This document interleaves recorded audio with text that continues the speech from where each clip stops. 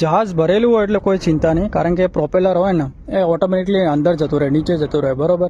જે main એન્જિનથી connected હોય, જે જહાજના આગળ મૂવિંગ કરતો હોય, જહાજના આગળ લઈ જતો હોય, પ્રોપેલરનું વર્ક હોય, એ પંખા ટાઈપનું આવે જે કનેક્ટેડ હોય એન્જિનથી, એ જહાજના આગળ લઈ જાય, બરોબર. મીન્સ કે સ્પીડથી મીન્સ કે આગળ જતું જાય જહાજ એના હિંગ, એ કનેક્ટેડ હોય.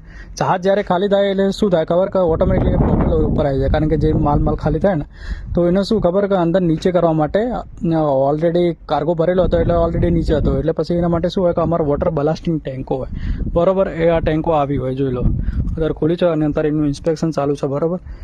જુઓ, આમાં પાણી ભરવામાં આવે, આવી 5 ટેન્કો હોય, બરોબર. વોટર બ્લાસ્ટિંગ આમાં પાણી ભરવામાં આવે આ ટેન્કોમાં.